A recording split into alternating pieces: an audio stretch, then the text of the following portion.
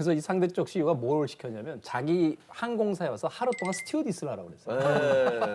그래가지고 그룹의 회장이 경쟁사 항공 그 비행기에 타서 스커트에 스타킹을 신고 눈화장을 하고 스튜어디스 1일 스튜어디스를 스튜어드로. 스튜어드가 아니라 그냥 여자 분장을 하고. 그러니까 흑역사가 네. 국민인 것 같아요. 예, 근데 사실은 이 사람 뛰어났던 게 자기가 흑역사잖아요. 근데 그 상황을 이용해서 자기 했겠지. 항공사를 엄청나게 엄청 홍보했어요. 광고잖아. 지금 딱 들어도 그 사람 대단한 사람이에요. 둘이 짜고 한 거 같아. 뭐 정리하자면 이제 인생에 단축키가 있다.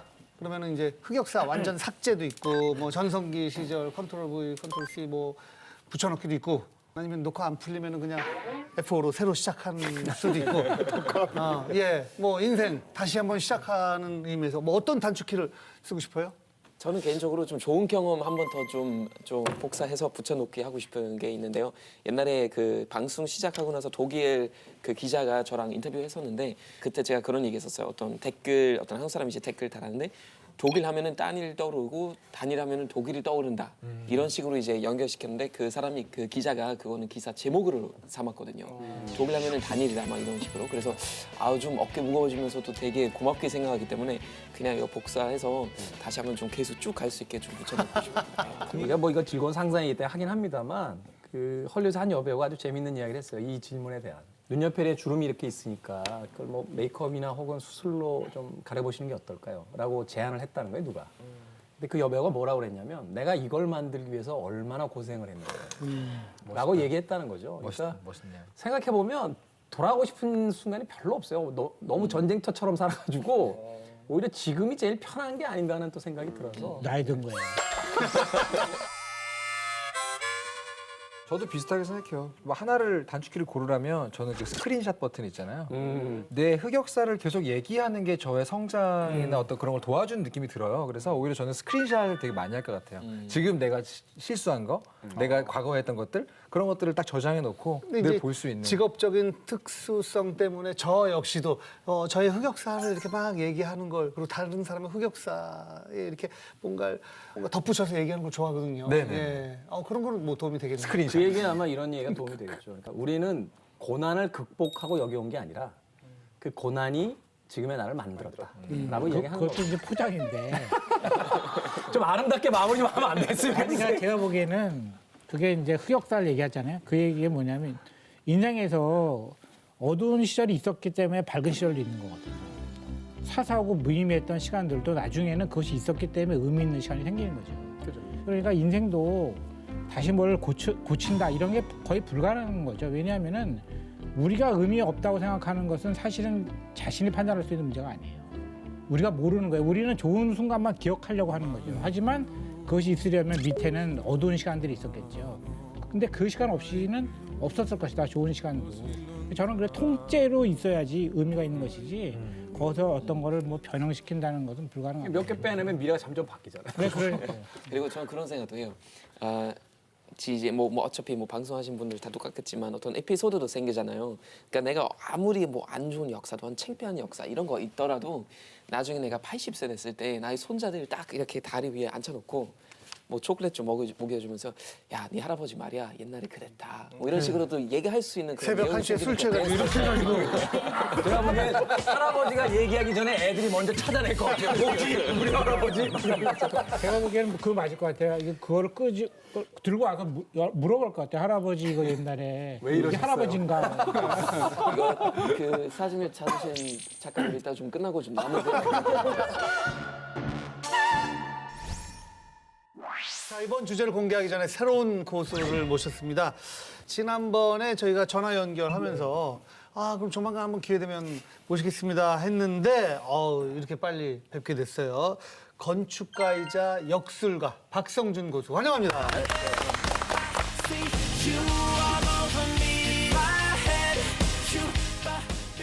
이제 잘 모르시는 분들을 위해서 네. 건축을 하다가 어떻게 역술을 공부하셨지? 원래 이제 예. 전공은 건축을 했었는데 그 역술에도 좀 관심이 많고 뭔가 맞으니까 더 알고 싶은 거예요. 그래서 공부를 하다 보니까 이제 풍수로 만나게 됐고 건축을 하는 게 이제 공간을 이용하는 사람을 이해해야 되는 건데 사람을 이해하는 데 있어서 이제 그 역술이나 역학이라는 것이 좀 도움이 많이 되는 것 같아요. 아니 왜냐면은 어렸을 때 이렇게 음악 시작하는 경우 또 뭐 공부를 열심히 하는 경우 다 그렇진 않지만은 대체적으로 이성에게 잘 보이기 위해서 그런 경우가 있거든요. 근데 역술은 사실은 진짜 이성들한테 정말 많은 관심을 받을 수 있는 그렇죠. 그렇죠. 네, 저를 만나면 생년월일을 정확하게 얘기해야 되고 손을 펴서 다 보여줘야 되고 네. 얼굴도 이제 이마까지 들어도 보여주는 약간 이렇게 되게 되니까 좀 친숙하게 되기 정말요? 쉬운 것 같아요. 이마를 봐야지 좀 그 관상을 전체적인 제대로 볼수 관상. 있지. 네. 저 볼 때는 대충 보더라고요. 아, 네. 아니 근데 그 박성준 씨하고 이제 예전부터 좀 친분이 있는데 제가 웃지 못할 에피소드가 하나 있어요. 예전에 그 부산에 내려갔다 몸이 굉장히 안 좋은 상태에서 쓰러졌어요 여기서. 그래서 이제 저 상황이 좀 안 좋을 수도 있다. 그래서 앰뷸런스를 타고 서울로 올라가는데 서울 큰 병원으로. 예. 이제 머릿속이 복잡하잖아요. 이게 어떡하지? 이게 뭐 정말 큰일이 나는 건가? 막 이런 생각이 들다가 수많은 의사 분들이 계신데 주변에 누구 하나 시원한 답을 못 주는 거예요. 그때 문득 박성준 씨가 떠올랐어요. 제가 전화를 했어요. 이제 사석에선 형 동생 하니까 성준아, 형님 웬일이세요? 형 사주 알지? 그랬더니 예. 형 단명하니? 그랬더니 아니요 오래 사시는데 고맙다. 그리고 주무셨다고 그러더라고요, 편하게. 그 전화 끊고 바로 잤어요 마음 편하게. 그래서 사신 거예요. 그러니까 이게 심리적으로 그쵸. 그렇죠. 굉장히 위로가 되더라고요 사실은. 전 사실 그런 걸 그렇게 깊게 믿는 사람이 아닌데도 어느 순간에 그게 한마디가 필요할 때가 있구나라는 그렇죠, 생각이 그렇죠. 들더라고요. 예. 예. 자, 건축고수와 함께하는 고수회전. 이번 주제는 실례하지만 어디 사세요?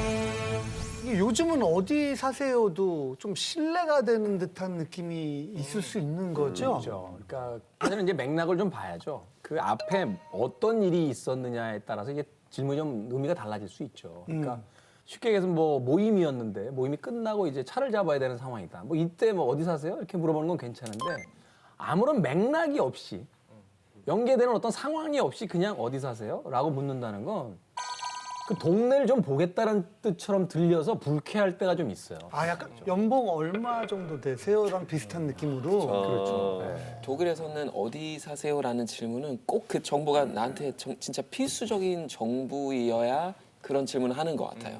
그래서 저는 한국 처음 왔을 때 뭐 예를 들면 뭐 누구를 뭐 택시로 거기 보내야 되거나 예. 아니면 뭐 택배를 보내야 될 때 그때 이제 집 주소를 그러니까 알아야 되니까 자세한 주소를 받지만 그 외에는 사실 그 질문 잘 하진 않거든요. 그래서 저도 한국 와서 친구들이 이제 뭐 아니면 뭐 좀 잘 모르는 사람들이 어디 사세요라고 물어봤을 때는 저는 그냥 우리 집 놀러 오고 싶은 줄 알았어요. 그래서 그냥 놀러 오시게 우리 집에 뭐 그냥 날짜 잡으려고 하고 왜냐면은 그거는 독일에서 아예 그 자세한 왕자병 있죠. 학생병이 아니라 그러니까 진짜 그런 건 왜냐면 독일에서 그런 건 아예 물어보진 않아요. 아예. 네, 그 여기 그렇게 쉽게 네. 주제에 나와 있잖아요. 실례지만.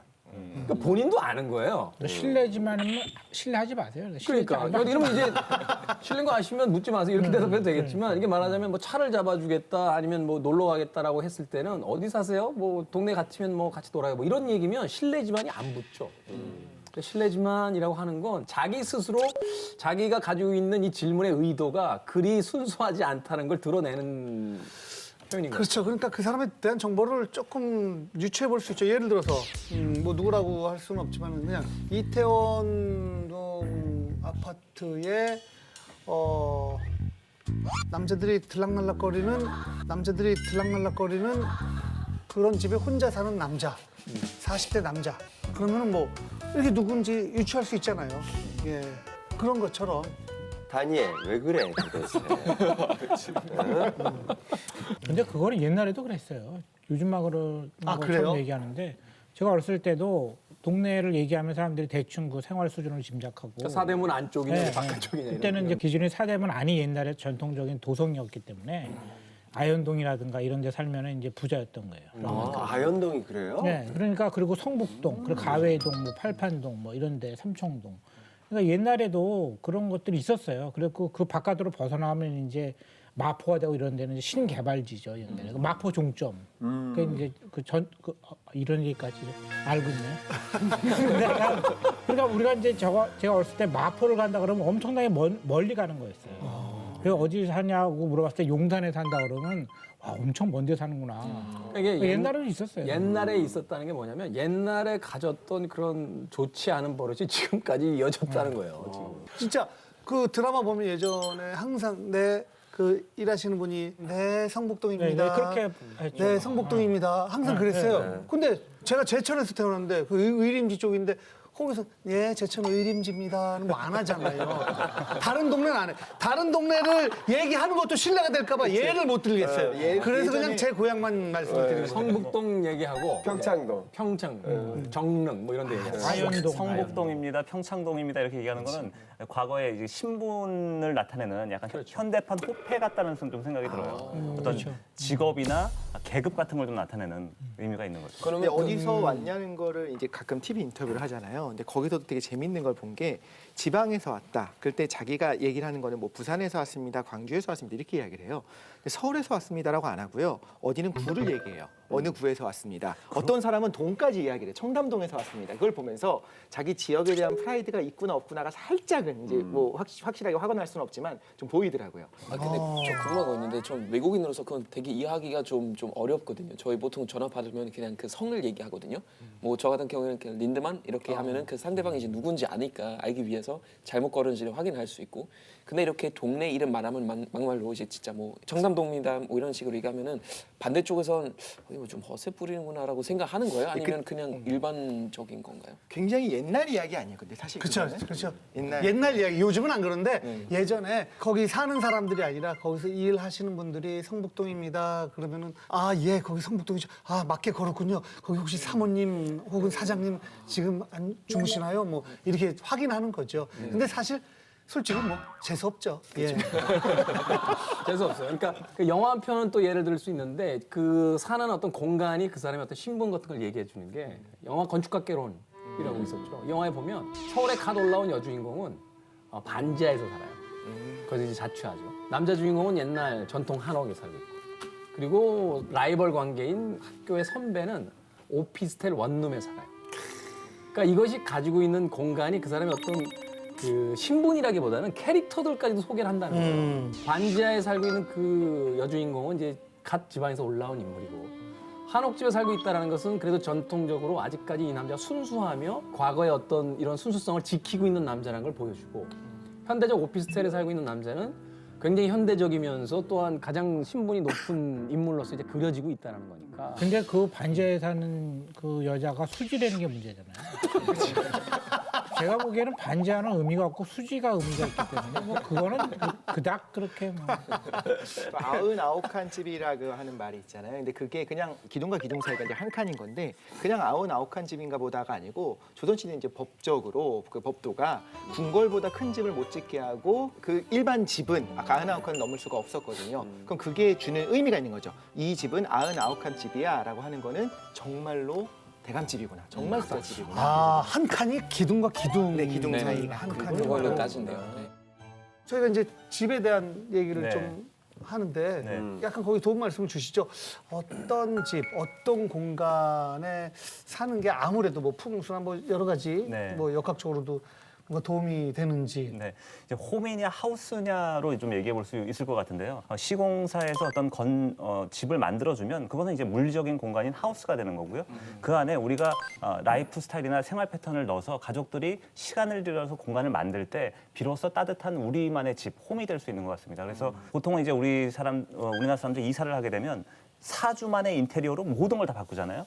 그렇게 만들어 놓으면 이제 창의적인 공간이 안 되고 자신만의 공간이 안 되는 것 같아요. 그래서 그런 것들을 좀 지향해야 되지 않나 싶습니다. 또 이제 집이 성립되려면 이제 불이 있어야 되는 게 불이 굉장히 중요하거든요. 그래서 예전에 비바람을 피해서 동굴로 들어갔다고 해서 동굴이 집이 되는 것이 아니라 음식을 만들고 조리를 하고 불이 생겨나야 따뜻함이 생기는 어떤 그런 의미가 있는 것 같아요. 근데 집 되려면 이제 동굴 같은 경우도 경계가 필요하죠. 그러니까 동굴 안에 그 불도 있어야 되지만 여기는 내 영역이다라는 그 표시가 있어야 되는 거잖아요. 그렇죠. 그러니까 집이라는 거는 기본적으로 경계 표시예요. 옛날에 그 서부 개척 시대에는 그 사람들을 서부로 보내기 위해서 하루 종일 말로 달려서 갈 수 있는 거리, 거기까지가 자기 땅이었잖아요. 말뚝을 박죠. 네, 그게 이제 중요한 거거든요. 왜냐하면 그게 경계 표시니까. 심지어 바둑도 일종의 그 패곡선이 형성이 돼야지 집이라고 집이잖아요. 얘기하거든요. 그게 바로 그 집의 뜻이에요. 그러니까 집이라는 건 일차적으로 경계가 형성이 돼야 되는 거예요. 그거는 독일 사람한테 굉장히 중요한 요소예요. 저희는 이제 주택집들이 많은데 뒤쪽에 보통 정원이 있거든요. 근데 그 정원도 이제 딱 펜스나 어떤 벽돌로 이제 딱 그 경계시키는데 예를 들면 옆 사람 그 나무가 넘어왔다. 여기서 심었는데 네. 그쪽 가지가 여기까지 넘어갔어요. 그럼 그것 때문에 법원까지 가요 사람들이. 네, 서로 고소하고. 그렇죠. 네. 아니 아무래도 그쪽에서 일하시고 그러니까 좋은 부동산 정보 같은 것도 알고 계시잖아요. 우리끼리 알고 있을 테니까 좀 던져주세요. 우리나라의 부동산이 이제 8, 90년대만큼 오를 거라고 기대하기는 좀 어렵지만 그래도 통일을 생각한다면 파주라든가 아니면 강화도나 교동도는 북한에 인접해 있기 때문에 개발 가능성이 좀 있어 보이고요. 그리고 인왕산 인근도 좀 좋아 보입니다. 그리고 여기 인왕산 인근은 왜요? 인왕산 인근은 그 강남이나 다른 지역에 비해서 좀 개발이 좀 덜 됐어요. 맞아요. 물론 이제 신규 뭐 아파트들이 생기긴 했지만 그래도 개발 어떤 발전 가능성이 좀 있다고 저는 거기 이사 가려고 했었거든요. 거기 사직동이나 효자동 쪽에 굉장히 좋아 보이고 산도 가까운데 경복궁이나 그런 것도 편리하니까. 왜 외국인이 사직동이나 효자동으로 가냐고요. 그냥 해방촌에 있으면 안 돼요. 그렇죠. 거기가 제가 거기서 초중고를 나왔기 때문에 혹시 청운초등학교 나왔어요? 네. 진짜요? 청운 중학교. 야, 청운 초등학교까지. 저는 통인시장에서 운동하거든요. 그 오! 하필도 그 2층 하필도 도전에서 아, 통인시장에서 네. 거기가 거의 청운 9년째 초등학교, 지금 청운 다니고 중학교, 경복고등학교 다 거기서. 아 진짜요? 인왕산 주변이 기가 굉장히 세요. 그래가지고 그쪽도 이게 기도하는 분들은 많고 좀 맑은 기운도 좀 많은 동네예요. 너 그냥 한국에서 태어났지? 저희 5년 전까지만 해도 청운초등학교 앞에서 전단지를 돌리고 그랬었어요. 진짜.